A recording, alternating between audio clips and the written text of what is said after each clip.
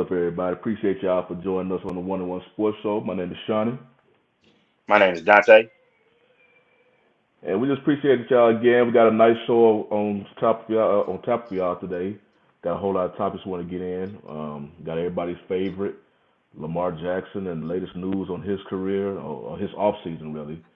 And then we have some some solid NBA news to get into, and NCAA, and really with the NCAA to see if, which I already saw online, one stat was already showing like the interest or the ticket sales or whatnot for the Final Four is down this year compared to last year, and I'm guessing that's because of the teams involved.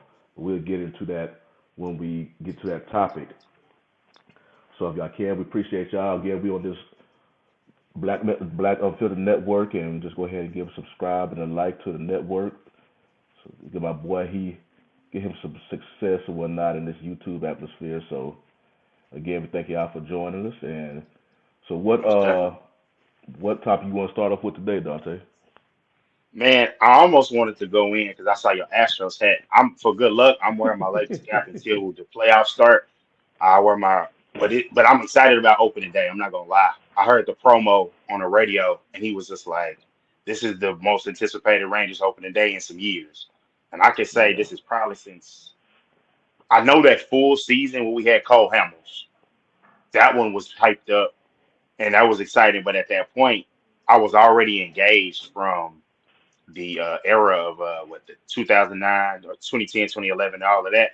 I was already engaged, so my engagement was about the same. But it had fell off to where when you, as you know, rooting for a bad baseball team, it's like, let me check what the guys is developing. You check in every couple of weeks, or we in a close game. Let me check in. But like last year, you gave me 2 stars. I was checking in at bats and more regularly engaged until they was just out of it. And then now I'm like, I was paying attention to the spring training. I'm like, shoot, I want to see how the guys look. And it amazed me that they signed so many pitchers that they pushed all the young guys to the bullpen. What's going What's on? up, love? Appreciate y'all for joining us. What's Yeah, I going got a on, little bro? question on the Warriors, so we'll jump into that because I've been always curious about that too, about the Warriors. But it's funny thing you mentioned about the Rangers. Oh yeah, Taylor Swift. Yeah, That's traffic on I, Saturday is yeah. gonna be wild. I just saw it on the news. Avoid if you're not going to the Rangers game or this concert, avoid Arlington at all costs, especially if they're Why? Why? Why? Why? Why? because you gonna be sitting in there for a while. But yeah, with the Rangers, because it was like that last year when they had Corey Seager and Marcus Semien when they brought them up and they spent a lot of money. These past 2 seasons, I think they with 3 players by themselves, the Rangers almost spent $1 billion. Yeah, Oh, I was like, man. But they had excitement coming into last spring training when they acquired them two, but the Rangers' April record for the past several seasons is terrible. So terrible. whatever momentum that is built in spring training, whatever excitement, oh, it immediately goes away after April. They get Yeah, they get the fan base up there, and then by the time May comes in, the fan base you're like, what the hell now? It's the same boat because they just fall off. And I know this year they got DeGrom. They even have Nathan Eovaldi. You still got Perez. and still Um, got the guy they got from they got from the I forgot about him, the guy they got from the they Rockies. got They brought Jake in. Odorizzi. They got Jake They got a Odorizzi. He reason. was a former Astros, and then he went to the Braves, and then he came here to Rangers. They boasted their starting pitching, and that's about it. You got it remains to see what their bullpen would do. And last year their bullpen wasn't The worth a bull, damn. no, it wasn't. And I'm glad they brought in enough pitchers because I root for the brothers, of course, because there's not a lot of us in MLB. But Yeah, I was really rooting for my guy Taylor Hearn, and it's just like he just couldn't get it as a starter, but as a reliever, he can be a long man, and he can come in and face some guys, and he can give all of his stuff. He got good stuff, and it's just like when he comes in as a reliever, he uses it now, and it's just like boom, I ain't got to pace myself. I just got to give it and go. And so I appreciate him being a part of it. Some of the young guys, arms, they're going to be in the bullpen. I started looking, I was like, dang, he was just a prospect like that we got from the trade. And they're like, oh, he's going to be like a fourth, fifth starter. Nah, you can be a fourth, fifth starter when one of these guys get hurt. And so I appreciate that to have the depth and not just be like, all right, we got one guy, we're good. I was like, no, we bring it into brought in a legitimate manager and Bruce Bochy. So, and that's the weirdest thing about baseball. Tomorrow at like three something, it's gonna be hard for me to focus because I'm gonna be focused on the game. But then it's like you get to build up, and then it's like, all right, we got 161 more of these, and Yeah. because the way they do it, they schedule the next day off after opening day just in case it's a rain out, which they need to tweak that for the people with the dome stadiums. It's just like we really don't need to waste that day because it could be a jam later when oh it's a storm in New York, so you got to come back and catch those games up or something. But that's just a little tweak. I do like the pitch clock, and I'm excited about to see how things go. Like I want to see, like we talked about the World Baseball Classic. Will a little bit of that energy rub off? Like I want to know, see if it does it for how in the Olympics guys play and you're playing against the best you train, and so you start the season off with a little like I'm already in mid-season mode or close to it because I've been competing against the best. I want to see Yeah. how Otani, Trout, all those guys that Tim Anderson, all those guys that was in that, or and see how they do. But man, you want I hate to say this, and this is not like a dig, but remember you said the interest dropped in the Final Four Mhm. for the men's side. I'm more interested. The women's got the better draw. The women's have the more star power, and I'm looking at it, and they got two number one seeds. Virginia Tech first, Final Four on the women's side. South Carolina is looking to repeat, and then old girl from LSU. She's like in the player of the year conversation. And then Caitlin Clark from Iowa, she's in the player of the year conversation. And so it's like those are some interesting matchups. And they put the games where they're on Friday. And so they play Friday and then the men play Saturday. And it's like so it's staggered. It's Yeah, they staggered perfect. them. They It's championship perfect. game is gonna set. It's gonna be Sunday, right? Cause the I think it's men's gonna be game on Sunday. Monday. Because I remember last year I stomped down and I was ready. I wanted to see if they was gonna take off UConn because it's like if you want to beat the king, you gotta beat them. And Yeah, so and talking about that, when they was talking about the sales, cause the Final Four on the men's side is gonna be in Houston, so they had a team that could have potentially make it all the way to the Final Four, which was U of H. And then once they bounced out, okay, they was hoping because there's a lot of Texas alumni in the Houston area. They was hoping they make it, which they was looking like they was going to make it until I forgot the player's name. It literally once he got hurt, he was still playing, but the yeah. game changed one. They did a 180 for the Longhorns because his defense was compromised at that point. That's when the Longhorns had just completely changed, and the dude he was guarding was taking advantage of it, and the Longhorns had to switch. But by that time, yeah, I was it was too late. But and the thing about it, they lost that game. Miami did not. They made that comeback with no 3 pointers that whole half. So they was just getting to the mid range, and it literally changed. In the free throw And line. at that and I believe it was a loose ball when he tweaked his knee or something when he collided with the Miami player, and he stayed on the court, but it was changed after that for the Longhorns. So now that U of H and UT are not going to be there, so now you have three first timers coming to the Final Four. UConn, I don't even know if you consider them a blue blood anymore because they've been iffy over the past They decade or so. They I have would, a I would his consider they have them a history, but not recent like the Dukes I, and the Kentuckys and yeah, stuff. I would say they're in that second wave of blue bloods because I remember growing up where it was like UConn and they were really coming on and really becoming strong and that was like the height of the Big Ten where it was just like a bloodbath. And I used to hate on it a little bit, but it was damn good basketball. But Hmm. I want to say I heard Bomani Jones. He was saying he's like, look, this is their another championship run. They won in these years with different coaches, so it's showing like they are a stalwart because yeah, we're in the the diminished Big East, but still you still the name still brings something, and then the name of some of the schools like the Villanovas and the obviously the UConns, and Georgetown and them has fell down, and but they're still here. Like I remember a lot of people were like, don't be surprised if UConn makes it, and people were picking UConn as a trendy pick. And here they are. All the other ones have failed, and it's just like I wonder. I still want to know what the shakeup is going to be, or can they shake it up at this point and just this is what we're gonna get. We're gonna get unpredictable tournaments. We're gonna get the top guys that are going to get drafted are going to be out by the first weekend because Kentucky another weekend eliminated early. Are you gonna get these guys with the transfer portal? Like, hey, I'm gonna transfer over here and I'm gonna link up and I'm gonna get a senior laden team like Armando Baycott State come back for his fifth year. Um, the Love guard from North Carolina, he's transferring, so he could swing the balance. And like if he goes to a team with some junior seniors and they're going all the way, where hey, Coach Cal, he might have to switch up what he's doing, and because it's like I'm not gonna lie. I like the upsets, but I want the stars. I want the Kentuckys. I don't like Duke, but I want the Dukes. I want the Carolinas. I want the Kansas. I want that. I want those guys there. Texas has put a lot of guys in the league here lately. No tournament success. So shout out to Rodney Terry for finally. I don't know if they didn't want to announce it, but I think it was like in place, and people were kind of like, "Hey man, go ahead and hire Yeah, him," that's because I I know brought Ron. that up. Yeah, Yeah, I thought they was going to give him the contract at the end. It was like, go ahead and focus on the season. Your yeah, contract will be because as soon as they lost that game, what was that on the what was that on Friday?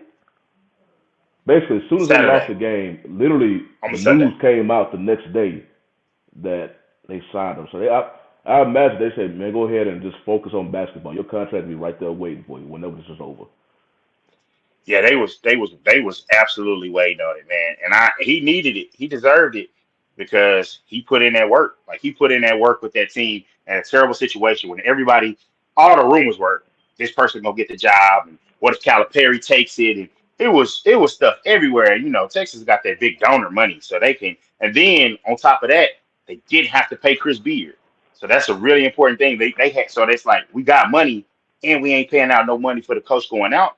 So they was ready. They was going armed up and ready to go. But Ryan Holland from Duncanville, who's in the All American game last night, it was one of those deals. It's like you don't. I heard a Texas person from Orangeville was like, you don't keep a coach for two recruits, but it doesn't hurt that these two recruits were like, yeah, we're glad Rodney Terry got the job because the big thing was, hey, can he recruit at a high level? If those guys were happy with him and they were young recruits coming in, if they have success, all it takes is like one class, and then you're known as, hey, you the guy that makes it happen. Shaka Yeah, Smart didn't do it, and Chris Beard didn't do it. yeah, I heard this. The only thing about Andrew Terry is his Andre, what's he going has on, my two. brother? What's up, Dre? His two previous stops, Fresno State, and the second school like it slips on mine, and he didn't have success there. So maybe now that he's at UT and he hopefully he'll have better access to better players so he can have more success. But his two previous head coaching gigs, yeah, it was subpar. And I was listening to that. They was like, yeah, because everybody's wondering, why they not signing him? Why they not signing him? And thankfully, UT, it looked like they had the contract waiting for him. Yeah. But I wouldn't be surprised. It was like, yeah, you doing good this year. 'Cause they have to. Well, you think they'll look at the long game, and they okay, yeah, it's just you having a great season this year, but you had two stops. You know, what's up, Tommy B? Appreciate y'all for listening. You had two stops where you didn't do so well at all. At so, I could see if What up, UT was Tommy? thinking that, but when they're all said and done, I'm Yeah. glad he got his contract. He deserves it.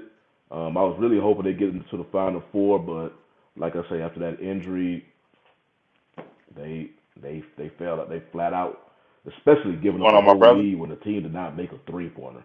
I'm like, what's Yeah, that. happening? So, but yeah, I like the parity in college basketball today because now I believe it helps them because players now can be like, because it's different in basketball because the field in the big dance is a whole lot bigger than college football. So you can go to this smaller school, get you a good team, win. You have to win a tournament. You have to win your own respective tournament to get into the big dance. But at least you can earn a ticket to the big dance instead of college football. Well, for the most part, it pretty much rotates between 5 teams. It's the same five Ohio teams. State, Bama, Georgia, Yeah. So that's Clemson. why Well, those Clemson might be schools get falling all out. the recruits. They get all the recruits, and the bigger recruits feel like they want to get to operate on the bigger stage, so they got to feel like they have to go to those same schools. College basketball is open, okay, and you could take it out on a team that didn't recruit you. Okay, you Duke, you don't want to recruit me? Okay, I'm gonna go to Davidson, Yeah. ball out of Davidson, get us to the tournament. I'm hopefully we'll see. I'll pass across, We'll see. and most Yeah. likely you'll stay there for at least 3 years because they don't. A lot of times the smaller schools, because they don't have the exposure, their players don't do a whole lot of one and dones. Yeah, you So at least got to do two, and if you do two and you stand out, that I call that the well in this generation the John Morant plan. John Morant was first year was like I'm coming along, and then like I remember everybody was talking about Zion Williamson. I was like, what about him? And I kept seeing this kid jump off the page to me. I was like, I kind of like him, and I was always kind of skeptical of Zion about the size and the explosion that it takes to play the game he likes to play. And so I always like, hey, he got the skill, but can he, go on about it? And so it is. I'm with you on that part. Like I go back and forth because it is interesting to see like, hey, this guy was looked over, and then now he's here. He's in the Elite Eight trying to get to the Final Four. Then knocked off this team, and so it really is interesting to see that. So I'm gonna shout out some of the people in the chat. Obviously, yeah, Tommy B, always coming through. Appreciate the love, JG. Appreciate you coming out. Obviously, Andre, man, where you been at, bro. Appreciate you checking in and see the loves. I see you said you talk about Bronny. Honestly, if he's with the NIL evaluation he has and 12 million followers or something like that, he can go anywhere. But I wonder if he stays out on the West Coast. I wonder if he stays and goes to like a UCLA and he continues to get that exposure with a big blue blood program. Somewhere he's comfortable with, and they can insulate him easily because he's going to be, really famous. So I don't know. I with see Terry. I with see you Brody, still working with Philly. I see you. See them Sixers, man. yeah, they have a solid squad. With Brody, what's up, Tommy B? Hey, what's What's up, up, Philly? bro? With Bronny, I don't follow high school ball. Hell, I damn near have to wait till they get to the pros really because they don't stay in college long enough to know their name unless you just right now college basketball they are what it looks like the NBA is trying to avoid. Like college basketball find themselves pretty much 100% about March Madness. They regular season is damn near completely ignored.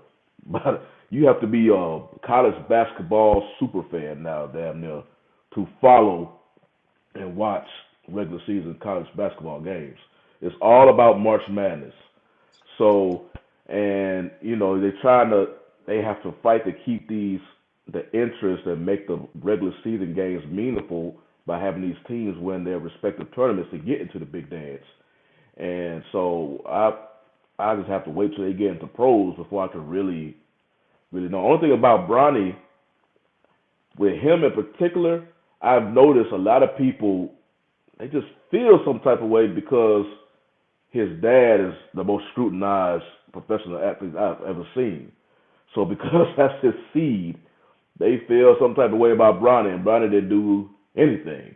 He just I remember somebody was asking who was better between him and his brother Bryce, especially after Bryce had that growth spurt.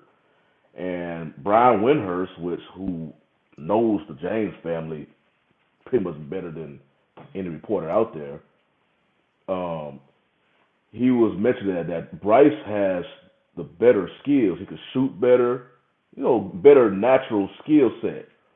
But Bronny, what's special about him, Bronny has that go get motor. And that's to me Yeah. damn near the most important part if you aspire to be a professional player. You see all these dudes who have these skill set, but then when they get to the pros, which is all about progressing your game, working on your craft, they plateau and eventually get passed up. Bronny is like his dad. They just work, and that to me, he may not out. I don't know where he is with the All American. I saw some people was asking why he was All American. I don't know Yeah, about all that. But if his drive is what Windhorse was saying it is, I don't care who top All American right now. Bronny can pass him up if they get into professional level because he will always be working on his game. So I think that's the biggest attribute of any player, baseball, football, basketball. If somebody says that about you, that's the biggest attribute I believe a aspiring pro could have. And one quick thing I want to bring up about because we were talking about the parity, but the men's side of college sports, I think college football because it's always the same teams that's rotating to this small college football playoff. Damn, they're starting to. You remember how it was with women's college basketball when UConn was just straight up dominant? It was straight up yeah. dominant, and at that time, yeah, people was recognizing the dominance of UConn, but people wasn't watching the women's game. They're like, man, we already know who's going to win. Why tune in this season? We already know UConn going to win, and they was just going. That's why they had that whole 90 something game win streak. I was like, college football is looking like that because it's always the same team. That's why I appreciate the parity more on the men's side, just because you just don't know, who's gonna win. But what's up, Tommy B? Appreciate you for joining us. What's happening? I heard Colin Cowherd say something about what you said, and it kind of goes counter to what you're saying. And his example is the NBA was no bigger than when the Bulls was dominating. The NBA was no bigger than when Kobe and the Lakers was dominating. I think the little guy in us wants it to be that way. That when people dominate like that, we don't like it. But the numbers show different. When the Yankees dominate, the numbers are up. When the Cowboys dominate, the numbers are up. When it's just what it is. The We would, Warriors team, yeah, the I Warriors was kind of glued to knew, the but even TV. with the Warriors, yeah, I was glued. yeah. So it sounds good, but you got to remember we're in a country that we like to build you up and then we like to tear you down. So what happens? So what actually ends up happening is you'll get like a Bama, and you get the people that love them that'll watch, and then you get the people that hate them to watch to watch them lose. So I think when you get, I think for sports fans, it's exciting to see these small schools getting into the Final Four and stuff.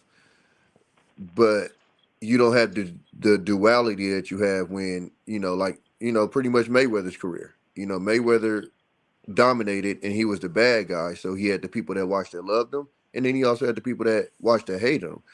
With these small schools, don't nobody hate him. So Nah, you're only going to get the people that's watching because it's and that has to be people that's actually paying attention to the tournament. So it's a lot of this going on right now that mainstream people have no idea that is going on. See, what happens when you get dominant teams like that is the people that don't even pay attention to the sport pay attention. And so that's the part that I think a lot of us miss when we talk about that. I think us as casuals or regular sports fans don't like it because you want to see somebody new. But I think when you bring in these casual sports fans, they like a dominant team. And so, like you said, when you get the Warriors and then they play exciting, it's must see TV.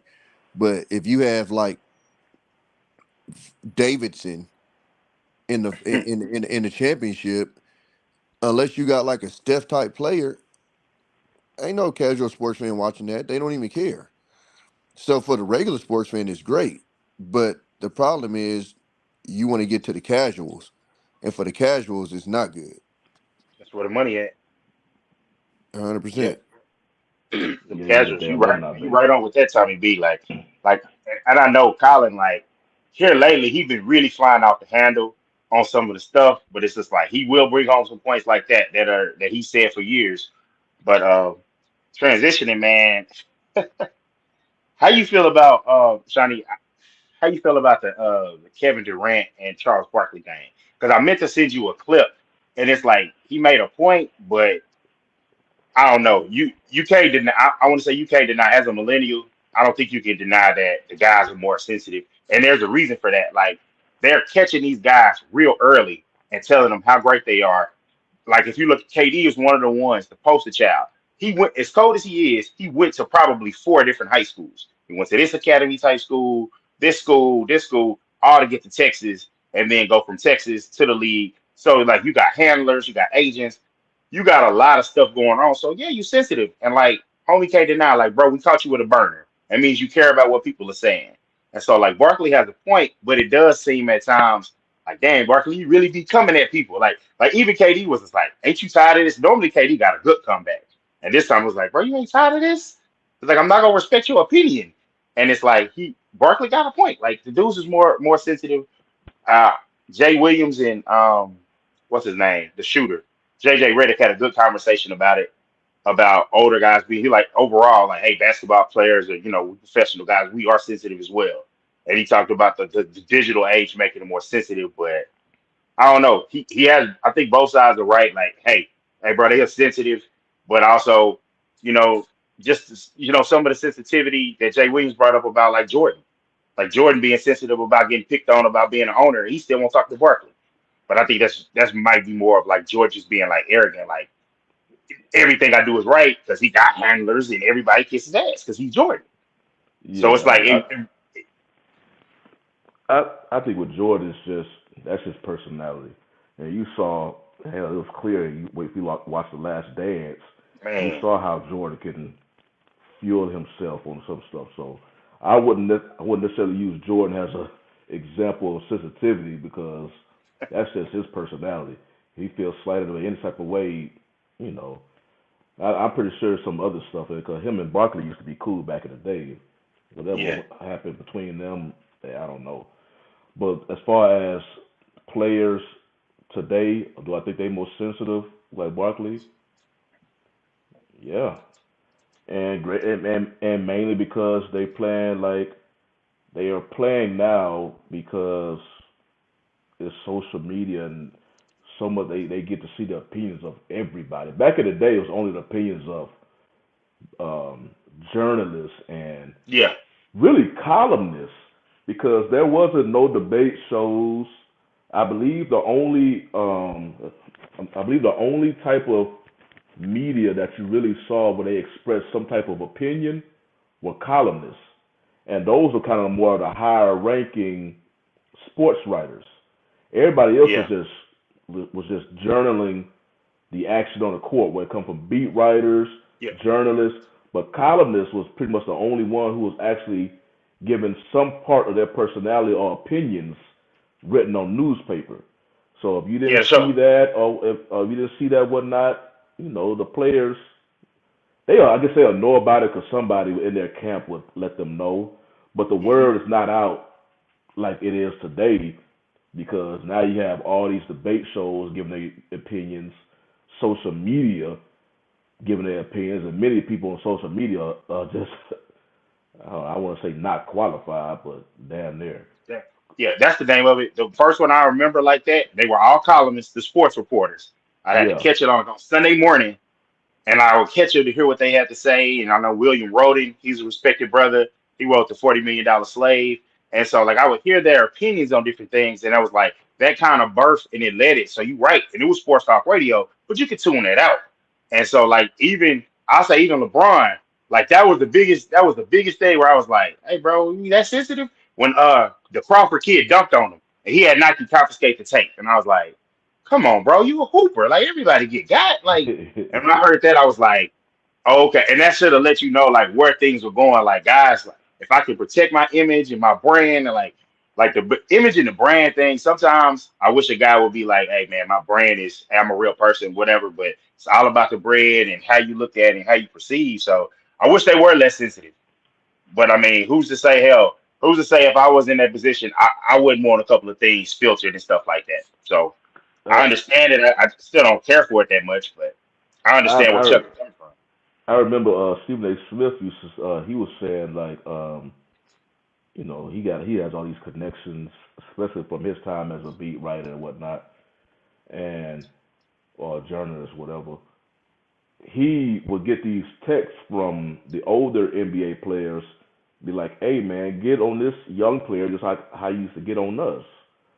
So Hmm. they be telling him, you know. So I think yeah, today's players, do I believe they're more sensitive?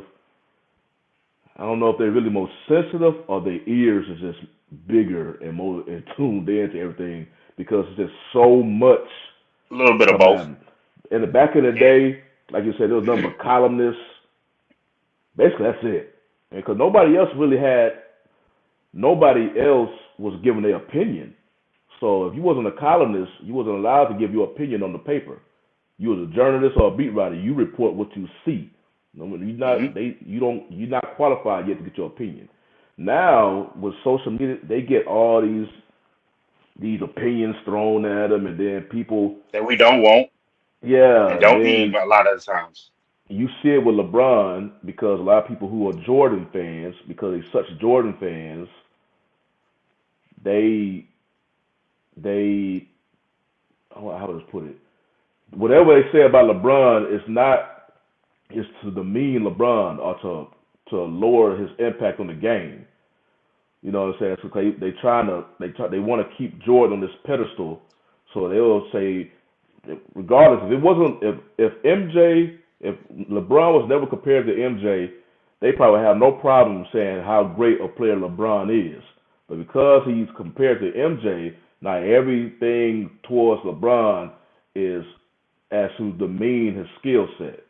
So they see all this, they see all that. So yeah, it makes them more Yeah. sensitive. So Sure, man. But what I say about KD though is this: at, at times that I'll say Kyrie in this too. If you talk about hoops with them, they really love hooping, and they'll break it down and talk it up with you yeah, they and really got talk. that IQ. Yeah, they got and that's the thing about like sometimes people take education a certain way. It's like, nah, man, these dudes are cultured. They've been living life. They're just bright dudes. Like Kobe was like that too. Like they just bright dudes, and when you hear them talk, like Kyrie, you notice not the problem in Dallas. That's another thing. It could be the superstar, it could be the front office. You got to take your pick. But Yeah, like KD, if we you could get in talk the hoops, like, about that. hey, We could talk about that. yeah. What's your favorite play? Like I love hearing them like, hey, what's your favorite play? You come and he just really talking basketball. That's the best thing. But as soon as hey, how do you feel about you being traded? Like I'm glad he finally took it and was like, look, y'all want me to get Scoot Henderson, that's in the G League, the number 2 pick projected, and me, and just go win a championship.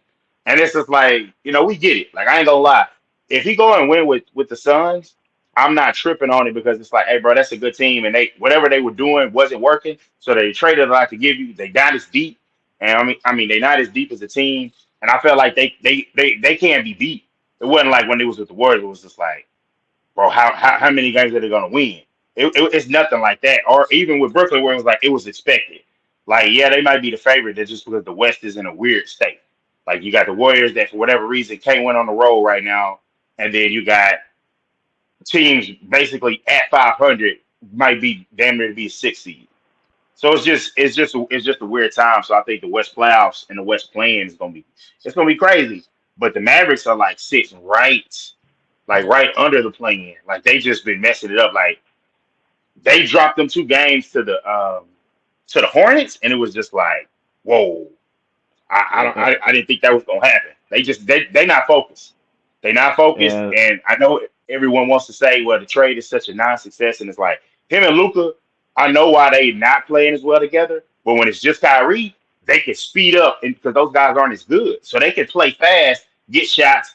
But another thing with Kyrie is when the game I was cussing and they beat the Lakers. He drew the double team because you so worried about Kyrie, and he dished the ball at the right time. Maxi Kleber hit the shot because I was like, look, cool. Kyrie not gonna beat me. I'll take Maxi beat me. That's I got a better than 50% chance of winning that. And so him hitting that shot is cool, but Luka needs to learn from that. And then it's been whispered from scouts, worst transition defense I've ever seen. Body language bad, like all the stuff that he's doing. That's where you don't want to bring up the race conversation. But it's like, look, if this was somebody, if this was Jamal, oh man, his attitude and it comes at it differently. And it's like Luka got to take that on the chin. He got to change all the cheering and all that stuff. He got to change that, and that's the biggest thing. Like, excuse me, you have to set the tone as the star player. You have it all on you. And I know the Mavericks are trying to appease him so they won't lose him, but like the fans being upset and trying to get rid of the coach, it ruins the whole kid and lost the locker room. So Tim McMahon dispelled that. The Mavericks are just in flux, and like the fan base is like, I'm hearing like even if they make the playoffs or the play in, hopes are just not high. And it's like I understand it because it's like you were winning, you were doing okay, and then people are still some people might be salty about the Brunson move, and then it's like, oh, you gave up the defenders, and it's like, and you're not small enough, and then the coaching staff hates Christian Wood. They just got a lot of, as my mama say, they got a lot of ain't guys right now, and it's just not fitting. It's not fitting at all, Yeah. man. So I'm glad you brought up the Mavericks point because I know with their struggles recently, I know some people gonna look at Kyrie, but yeah, it hasn't been Kyrie at all. If he hasn't been playing, it's been legit injuries or some nature. It's been the legit reasons. But it was the player I was looking at, especially it came to light during this slide they've been doing, and that's Luca. And I want to read something from Craig Miller. He's a part of the. I don't listen to the station, but I know he's part of the Ticket radio station up here, and he mentions something about Luca, which is true. And with Luca, and it's been a con with Luca since his rookie season. So he was saying in press conference he says this so many times. I'm going to stop talking to the officials, and he never stops, which is true. yeah, I'm going to be more of a leader, and he doesn't. That can be subjective, but it's starting to be damn near true. yeah, And then I'm going to start taking fitness seriously, and they say now he's more overweight than he's not in that type of shape yet. And then so basically with Luca, his leadership now it's starting to come into question because Luca now it's not about his game. His talent is there, but he's on the verge, and is Kyrie is almost like this right now. They are great players, great scorers, but they're starting to put up empty stats. Yeah, you can yeah, score and do what you do on the court, but it's not reflected in W's. And that's starting to happen with Kyrie. And that's the only when it came to Kyrie, you know, adding Kyrie to your team, that's the thing I look at. I'm like, yeah, this dude is probably the most I can't remember, probably the more skilled basketball player and as far as I can remember than Kyrie. The dude can do from all three levels. He can finish at the rim, the handles are legendary, all this. But with all this skill set, his skill set does not translate to W's. And it is proven on it. He didn't start winning in Cleveland until LeBron came back. Other than that, yeah, Cleveland got the first overall pick. That's what got him. And then with him hmm again, they got another first round pick, which was ultimately traded to Minnesota with Andrew Wiggins. And then when he went to yeah. Boston, he had Tatum and Brown.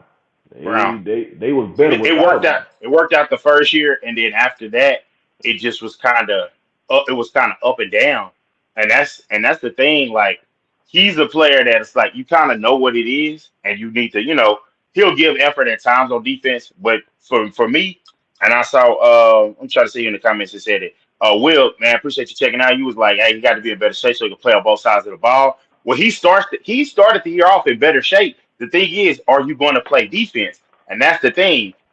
If he has Kyrie there, he has to use I'll say he needs to learn from, and that's somebody he's compared to, James Harden. Learn from him. Use your bigger body on guys to kind of lean on him.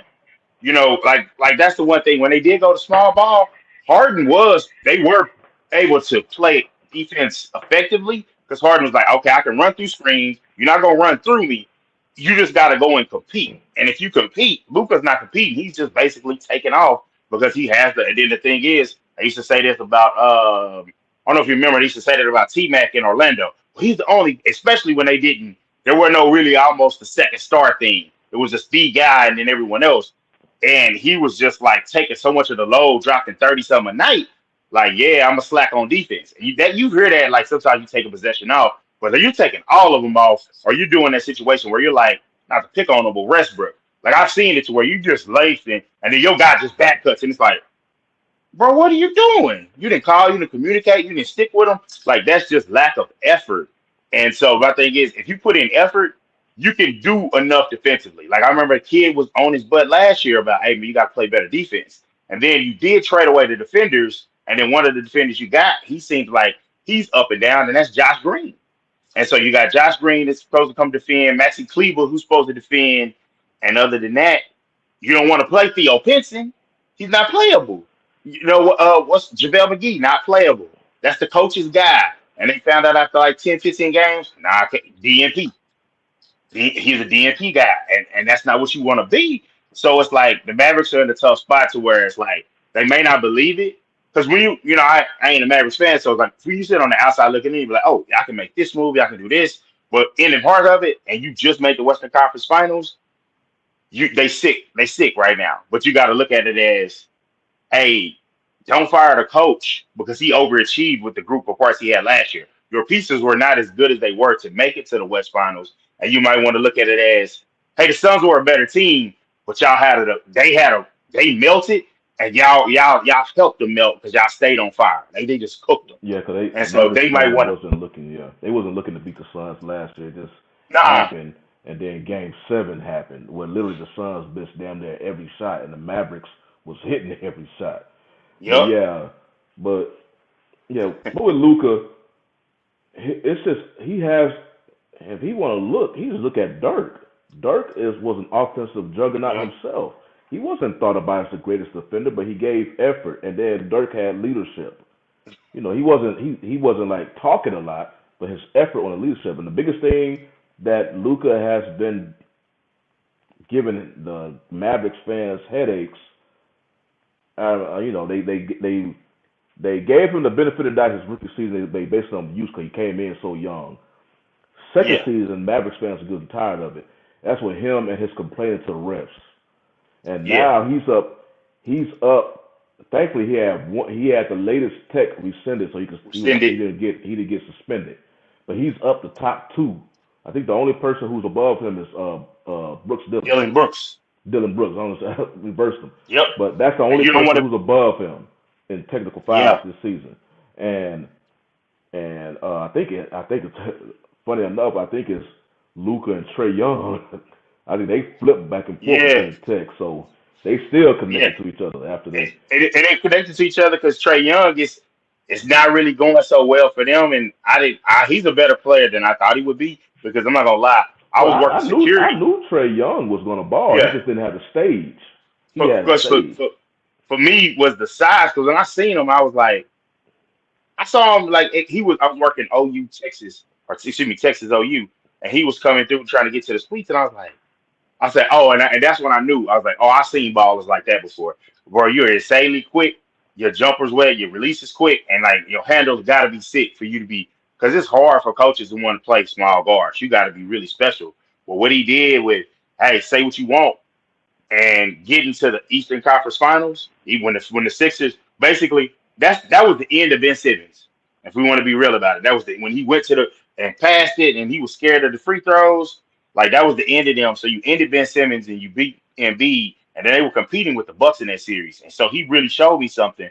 But I don't Yeah, know, like, how is it gonna I work think with they could have. coaching?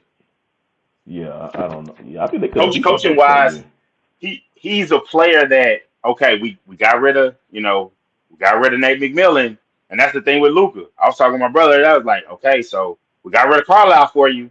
We get rid of Kidd.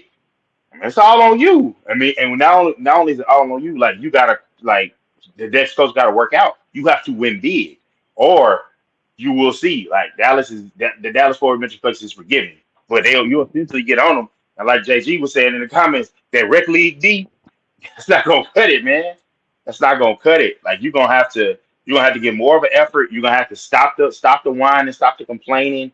Like, Dirk had his tough times here, but like comparing him to him, he should get that message because Dirk's don't come around every day. Like the way he didn't want to leave and he was loyal and he was so professional and Yeah. humble. I mean, bringing the plate with the full plan to the game, like just being a different type of cat. And so I don't know, man, but before we get into this Lamar topic, I got to say it again, and I think NBA fans need to like acknowledge it. Even if especially if you root for the Western Conference in general, unless you root for the Nuggets and maybe the Grizzlies, everybody's position is not set. And so with the playing involved, I've been a lot more tuned in. Speaking of which, the Lakers are winning right now. And I'm looking at like you got who they want to win, who they want to lose. You actually want the Mavericks to lose, but it is like, hopefully Clippers lose. But it's like it's so being locked in longer to where okay, the season ends on this date. We're gonna be watching games up until the final week, the final days, and then we get a couple of days off, and then they get to play in. And so I say it's a success.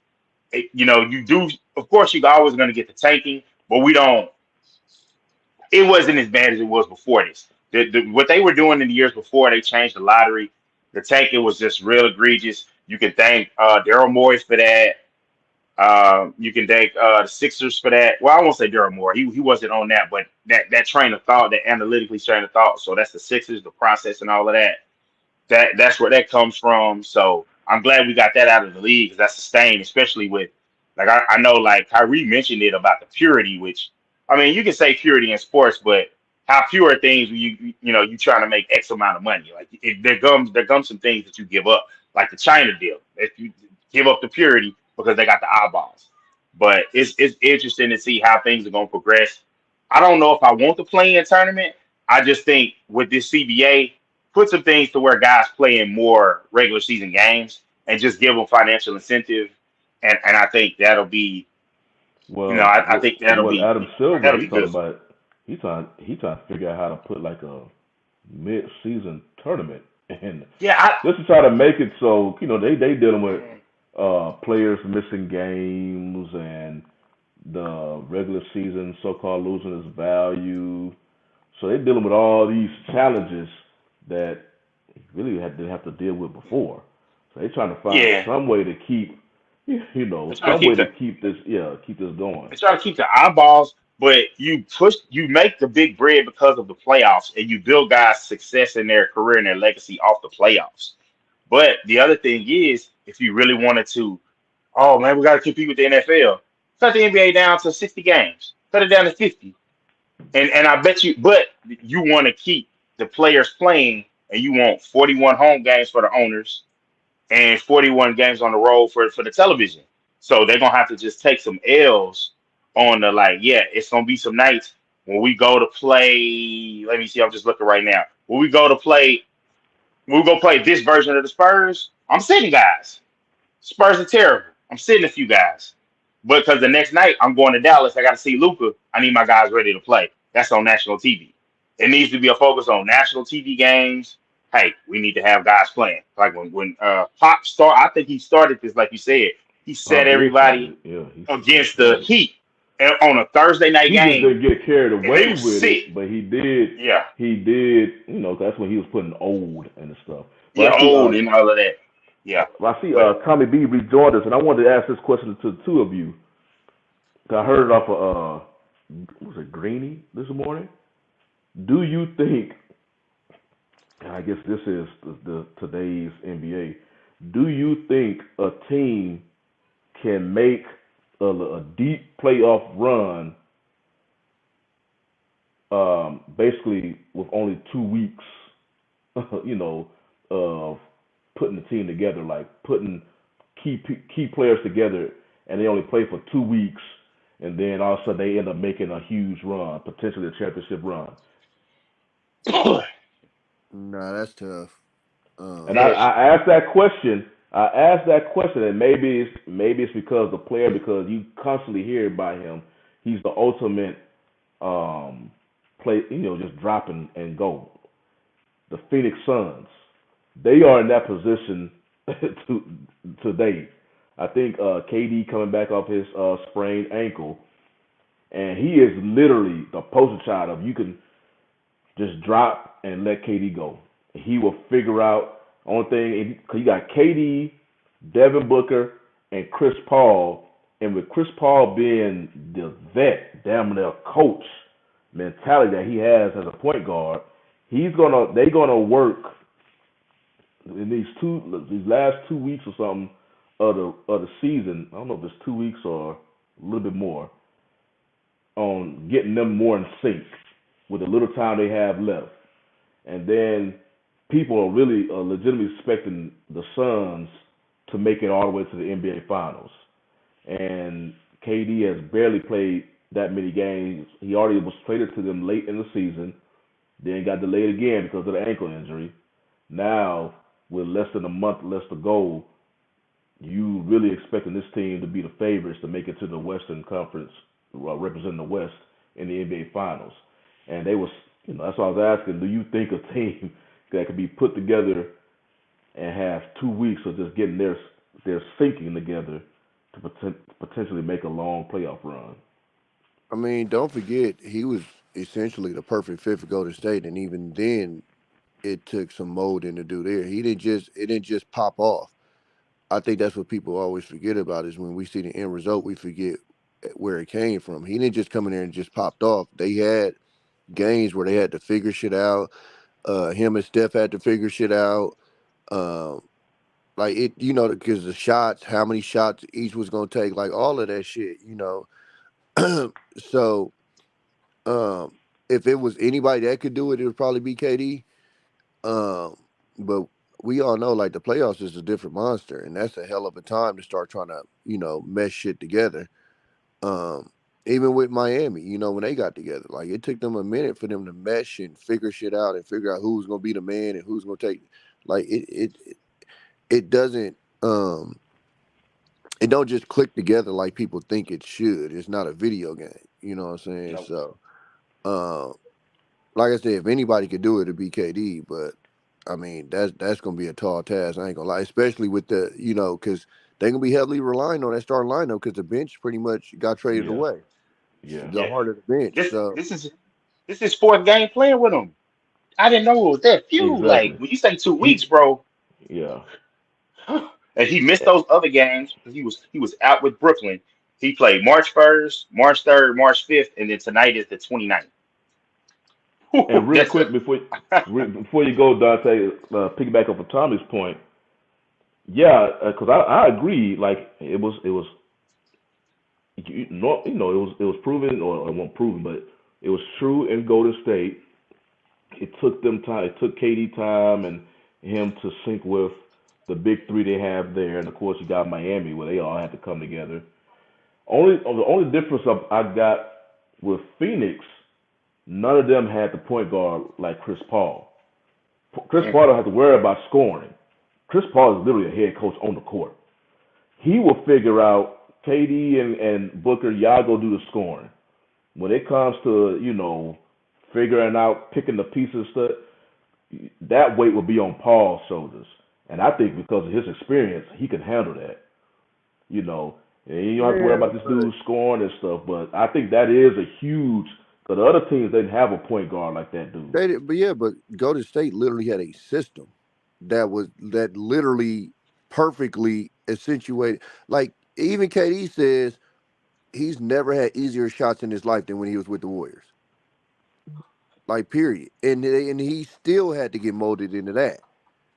I mean, literally on paper, you should have been able to just plug KD in and it should have just went like clockwork. But it still didn't. And I think part of what we miss is the behind the scenes shit. Because again, we look at this yeah, shit like video game, bro. They still got to merge relationships. Hey, what's up, bro? Yada. Like it's not just we get on the coop and get on the court and hooping. It's still getting to know these dudes, getting to know how these dudes move around, how they function, yada yada yada. Then getting on the court, and yeah, like you said, if it was that easy, Chris Paul would be a lot more successful than he is. And I'm just being real. I mean, because it ain't like he nah, just been that playing on shitty nah teams his whole career. So if it was nah just you that it's easy, real.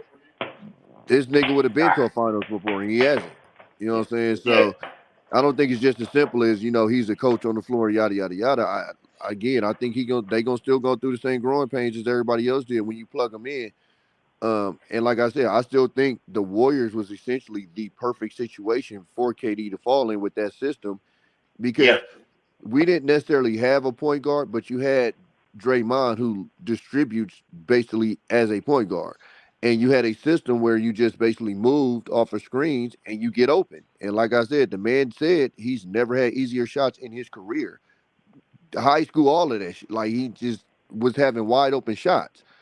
And even with that, they still had to kind of go through a process of, when, because, and I think that's part of the thing that people don't get about with the Warrior system is the Warriors passed up good shots for great shots. And that's what a lot of people don't do in the facts. league.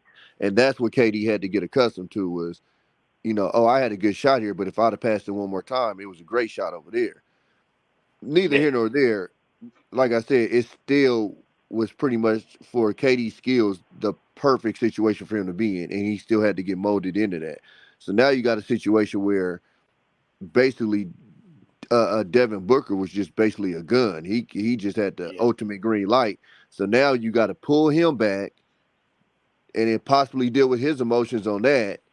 Which I'm not gonna say he gonna turn into like a cancer or anything, but if you're going 20 25 shots a game and then you got to pull back to say like 17, that's a difference. And like I said, that's stuff that casual fans don't really understand. And that's what KD had to score when he was at Golden State, had to score the most amount of points with the least amount of shots he's ever shot in his career. That's shit that people don't even know. Like KD was a 25 shot a game player. When he was with Golden State, he was around 17, 18, which a lot of people don't understand. That's a huge difference. That's That's potentially huge. 14 to 20 something points a game that you basically, taken off. I mean, and he had his most efficient years in Golden State because he had to be efficient because he wasn't going to get them same opportunities. So, anyways, saying all that, like I said, you on a team where Devin Booker essentially, whenever the fuck he wanted to shoot it, he could shoot it. And now he's going to have to pipe down a little bit. And now KD going to have to try to fit in and not feel like he's stepping on Devin Booker's toes. And then you still got the And little feed the issue. post. I was going to say, then you still got the issue with Aiden in the middle because, Yep. I mean, even though we ain't talked about it in a while, he had issues with Phoenix. I don't know if he still does or not, but that shit wasn't I so think solid. I think he gone in the off season. And the other thing, Tommy B, the biggest thing that you speaking of Chris Paul, hey man, he's the I hate to give Pat Bev his props, but he's the mark. Chris Paul is the mark on defense now. A guy that used to be an All NBA performer, but hey, bro, as many points as KD and Booker and Aiden can get, Paul gonna give them back. I mean, what you gonna do? Put old buddy in the game? I forgot his name. The backup point. I mean, What, Cameron what Payne. Steph? Uh, Like, What Steph just tell him? This ain't 2014 no more, bro. bro, they gonna bro. So in the playoffs, they're gonna isolate. They go like they used to. And I remember they broke it down. They were talking about how they used to hunt Steph, and then it's like you look at it. Hey man, Steph body change. So it's like he fight over them screens. He still got enough to so he can go in there and compete. And so now Chris is like, it's like, oh man, it's the old word. I looked up the other night. We was playing them. Chris Paul had 5 fouls. I said, oh damn, yeah, it's over. You fouling? I said, you done. He cooked. That nigga always He been a hack. He always been a hack. They just but calling him now. he but done. remember, we already got a taste of Booker and KD playing together, and hell, True that. it was a mini taste because Kevin Durant got hurt again. They was, I think it was Nah, three KP, games. he ain't. He They ain't was it, bro. dominant. They was just dominant. I think between the two of them, I think three straight games they scored like 80 points. They was dominant, but like I said, it was a mini taste because, like I said, KD got What's he was that? trying to go for that line that layup line, and that ankle just folded up on What's him. that? God dang. I was like, oh hell, For man, the Olympic team or something? huh? When they played together? I missed that. No, they played when after when Durant got traded to the Suns, he had that initial hiatus. He couldn't play. Then when he finally, because today he's making his debut playing in Phoenix, but it's not his debut with Phoenix. So they play. I think he played like 3 games or something, 3 or 4 games with them when he came back from his other injury that he had originally in Brooklyn. And during that stretch, him and Booker just went off. And I mean, it was like every game they played from the first game KD came to the game that KD got hurt. Well, through the game before he got hurt. I think between the two of them alone, they scored like 80 points, like all them Yeah, games. So, like I said, it's only a mini taste, but it was seamless between the two because Booker was excited because he didn't have to deal with the double teams. Because yeah, you ain't gonna double team this dude when you got KD sitting over there, and Booker was just going off. I mean, Booker was killing them boys. So that what got Phoenix because it was such. I remember when they started playing because it was almost the same thing when they first started playing. The time was low because it was the same question that was asked in Dallas between Luka and Kyrie because it was late yeah, season trades. But when they initially saw them two playing and how dominant they were, people was like, "Oh hell yeah!" And then they got pressed to pause again. But yeah, I agree. I agree though. I normally you can't just. I guess maybe it's just a cast of players in this particular case where if any players could do it, it's them three. Cause I saw a little taste of it before the last injury, but normally, yeah, you can't just put a player in. It takes time to build chemistry. If you're a good player, you may not need a whole season. You may need a third of a season, but it does take time. But like I said, when I was hearing it on Greedy, they was legitimately asking, "Damn, with this team," because the KD trade already boosted the Suns up to favorites to win the West, and it still stayed like that even with KD just now coming back off his latest injury. I'm like, damn, man, y'all really putting pressure on this team. They only be basically gonna be able to play together for like 2 weeks. yeah, yeah. So, It's a lot of pressure, but it's just like that's what they put it together for. I still think it's one of those deals where I don't know who's coming out of the West. I mean, I know I got a confidence of who's coming out the East, but it's gonna be one of those deals where next year they're gonna have to just make some moves because he's under contract for a minute. So I think they probably their best bet is to man, if Aiden's not happy, deal him for a couple of pieces and and figure it out from there. But I know we got just a little bit of time left. We saved Lamar for last because we basically been talking about Lamar all week. everybody's So I favorite posted topic. something in my Facebook group, and they were like, because the person he used to play in the league, Aaron Maben, and he was saying that it was racial involved and it was collusion. As far as the racial part, I won't hammer down on that one because sometimes when you pull out the racial card too much, it's kind of like all your other points they just throw them away.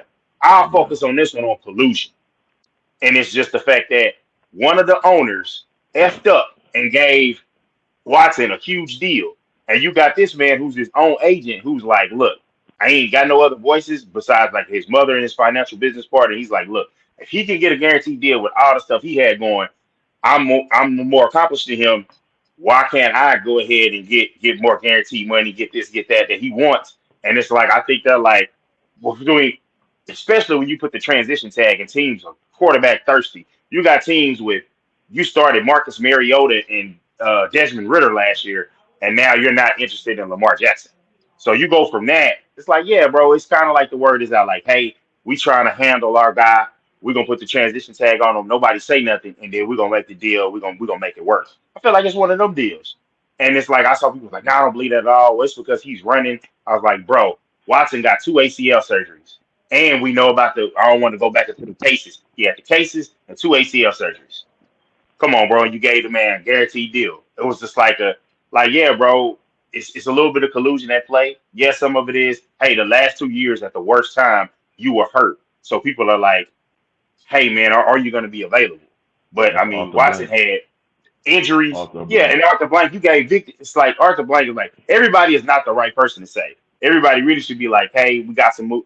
They better off be saying, hey, we're looking at some guys in the draft. We're looking at this, that, and the third. But it was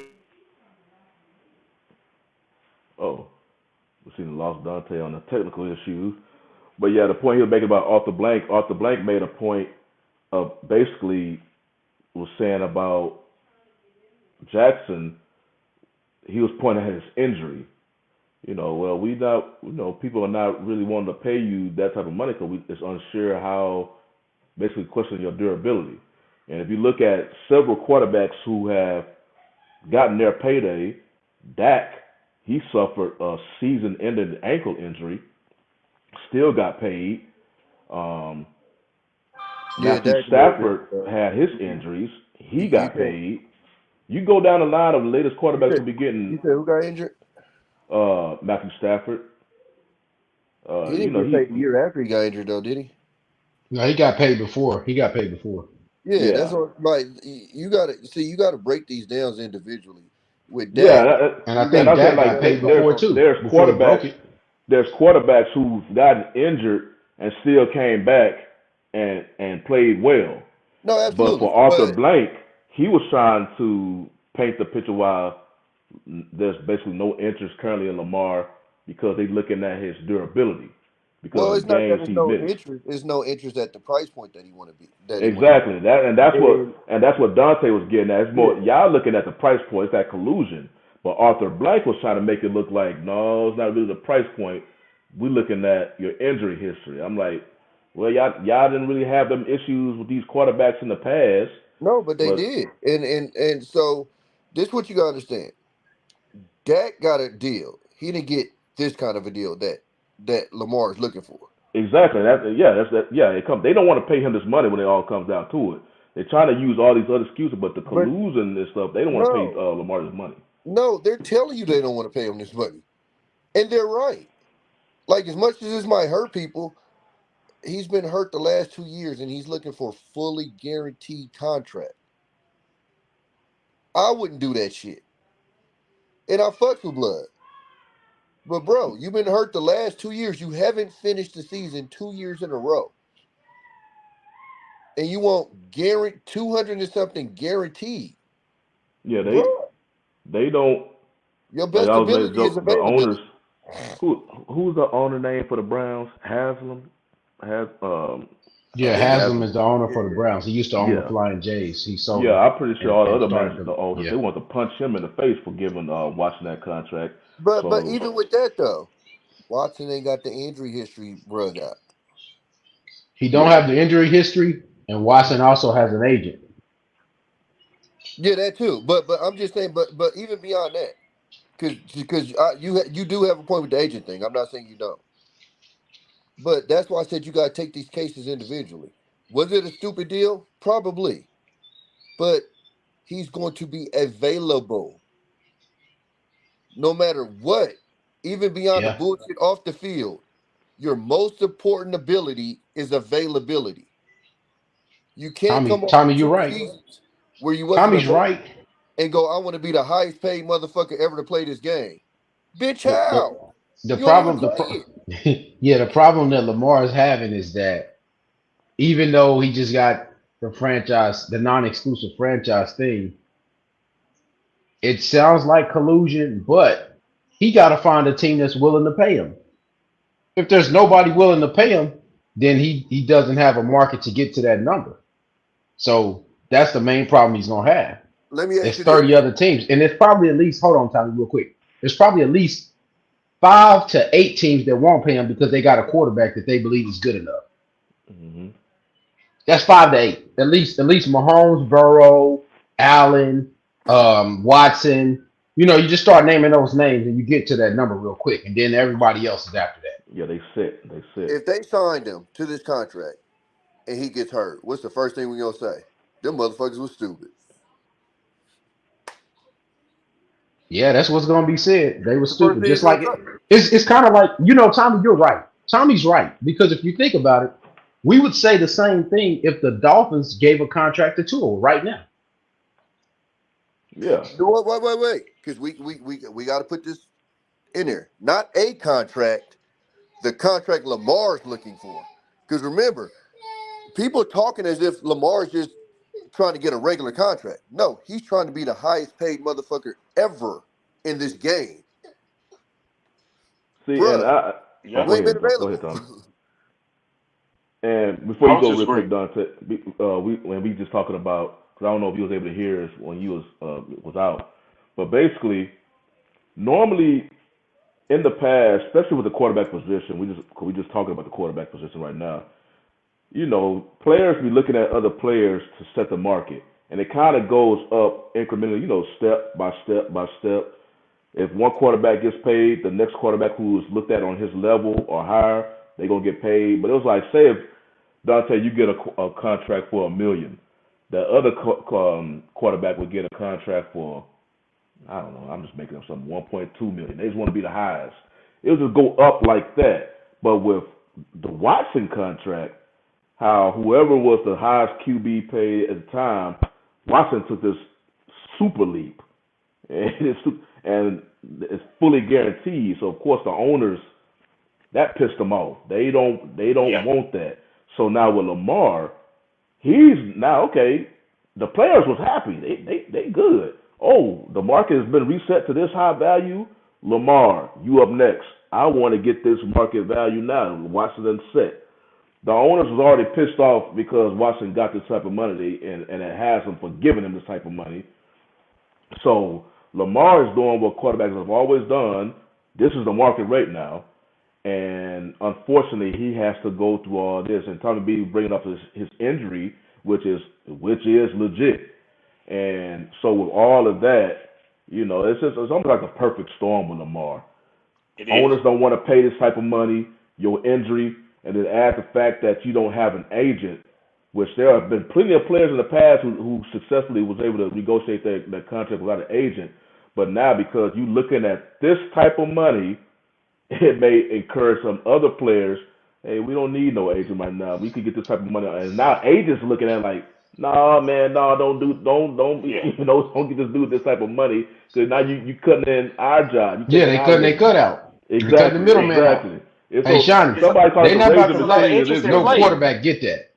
They're not gonna let Well, the quarterback do that. yeah, Mm. They're yeah, not yeah, gonna let yeah, no quarterback do that because if you think about it, the quarterback gets the highest pay. They yeah. cut Yeah. the whole percentage. They cut the whole top off the agent thing. Yeah. They They don't not mind letting that Tunsil. happen, bro. They don't They mind not letting that Tunsil happen. or Bobby Wagner doing it, but the quarterback, that's a totally different ball game. It's the whole, So yeah, I'm Yeah, with different you on ball that yeah. game. 100%. And so it's a lot of things that play. But I will say this to Tommy B's point, he was talking about if he get hurt and he signed that contract. I think the Mhm. moment you sign those deals, hey man, that cool, it's cool, it's cute. All that running you was doing. Hey bro, we paying you this amount. Hey bro, you're gonna do a lot more from the pocket. We're gonna design some. We're gonna have some times in the playoffs. We're gonna pull it out more because we go you pull out all the stops in the postseason. But nah, bro, you about to be in this pocket. We're gonna get you a couple of receivers. Like things change. Like things are gonna change for Jalen Hurts when he gets that bag. Like the days of running, it's gonna be severely reduced just because where you're taking up so much of my salary and you so important to my wins and losses. I can't have you sitting on the bench for 6 weeks. And I ask y'all this question and I let y'all do say whatever y'all have to say. Do you think? Because I believe up next after Lamar is Burrow and Herbert. They gonna be looking at that contract too. I mean, like I said, the Yep. market is set now. Watson, I know people looking at Kyler Murray's contract. They're like, man, the hell with that Kyler Murray. We looking at Watson's. Do you believe that Herbert and Burrow are gonna have to go through the No, same headaches? The owners, I'm sure, are not going to want to pay them that type of money personally, but they'll be like, hell, we're not going to lose them, so go ahead and give it to them. But this whole I'm storm, going after Dante. Go ahead, Dante. yeah, y'all go ahead. Hell no. That's one of those deals to where the Bengals have looked like a competent organization. They're gonna get him paid, and the Chargers, although Spanos is cheap, they're gonna get Herbert paid, and it's gonna be they're gonna make Lamar go down to the wire, and it's just gonna be a long down drag out, and then Hurts' deal is gonna be coming, so Hurts might be kind of holding off and saying, I don't know if I want to get my deal done. It's a lot of that play. Somebody else that's looking at an extension, Dak is looking at an extension. All these quarterbacks are looking at this like, and Dak is probably like, oh, I'm taking my time. So everybody's gonna slow walk it, and it's gonna be kind of like I don't know if y'all remember that time when Dez and rest in peace, Demetrius and his name, Demetrius Thomas, they were up at the same time, and like they were kind of like wait, they were both franchise tag, and I think Thomas signed his and the Dez signed his. Like if they did it, it was almost like around the same time. And I think that's what's gonna happen right here. We're gonna get a lot of quarterback signings probably around July, August. I would say this. Made some good points. The Bengals have always re-signed their quarterback before when they did Palmer the same way before he blew that knee up in the playoff. You know? So they re-signed him, and then he ends up leaving later. But Burrow's going to get signed. I mean, I'm a Bengals fan, but I already know they already moving the pieces around. They just signed Orlando Brown, and they got him on a deal, a better deal than they would have got for if they would have paid Jonah Williams next year, which everybody knows damn well Jonah Williams ain't worth what Orlando Brown is. Nah. So they're going to pay Burrow, and they're going to pay the guy from LA. He's going to get paid too.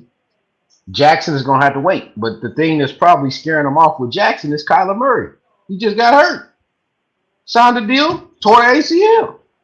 He done. And now they got a new coach. They got a new coach, put in another system. Lamar Jackson is going to be hurt by it. He's going to be made an example out of.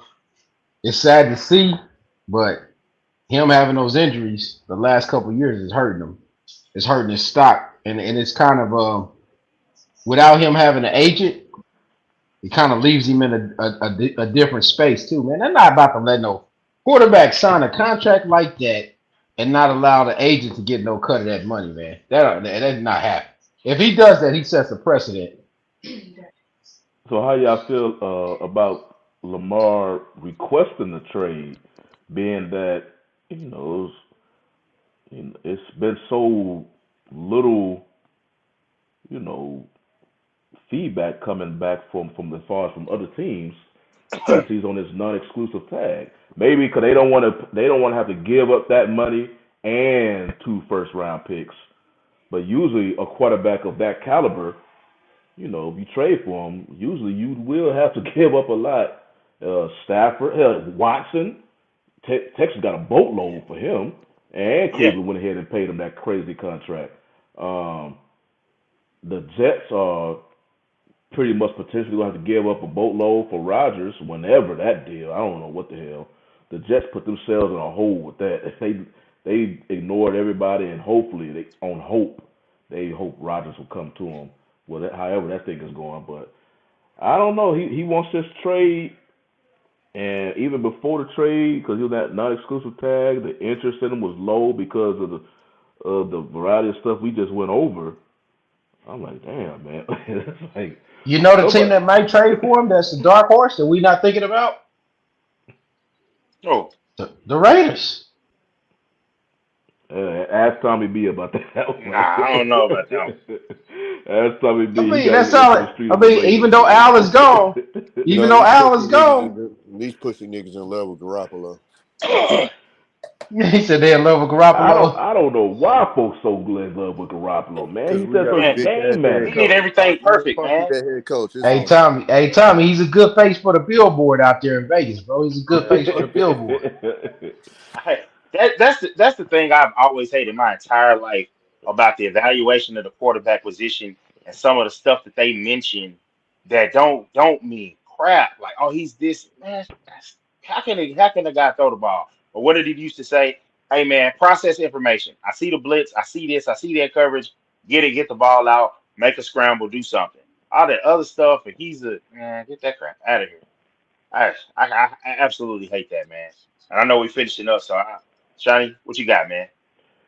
We about to get the final thoughts. I pretty much gave my thoughts pretty much throughout the show. I'm gonna let Tommy and KP and them give their thoughts in. Bet. I think he got to play this year out, man. I don't think they're gonna trade him after the draft. I don't see a spot for him. I'm just looking at the teams. I don't see a spot unless I'm missing something. But the Raiders is the wild card, man. I'm telling you.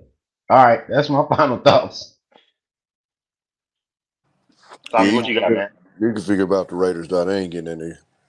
They on Garoppolo shit for whatever reason. Well, I ain't gonna say for whatever reason because he came from the Patriots and we got this dickhead from the Patriots that's our coach. So that's the bullshit they running right now. The Raiders ain't in that shit. If anything, come on, black man. God damn it. If anything, Bitch ass Niners might fuck around trying to swing something. Boy, if they do that shit, I'm gonna tell you right now, y'all ain't never heard as many cuss words on the sports show you gonna hear from me, goddamn it. Oh my mama, bro. That's one thing that would piss me entirely the fuck off. But like I said, man, the best ability is availability. And even you naming those next quarterbacks coming up, they ain't got the injury issues this nigga got. So even if they get Nah, paid, you can't play the race card. They play nah. into the playoffs. Play and produce.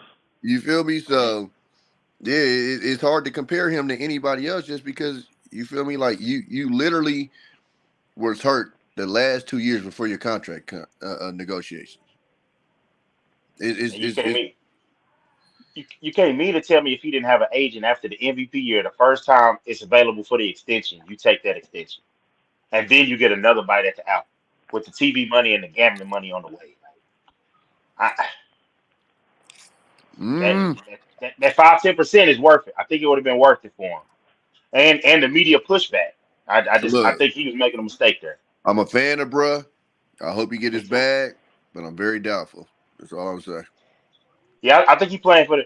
He gonna have to take that 34 million. He gonna have to take that and go on about his business. Yeah, but look, we up against it now. So as always, man, appreciate you joining in, Tommy B. Appreciate you, KP, bro. Y'all be appreciate you God. for joining in Y'all as have a good night. well. Hey, And we'll, well, Dante, you want to say anything before we head out? man, I appreciate everybody in the chat showing love, man. I didn't even get to talk about man my game that I caught last week, but I'll get to that next week. Hopefully we're going to be in the playoffs for real, bro. Everybody, I appreciate y'all. We'll check y'all next week, man. Peace. All right, peace.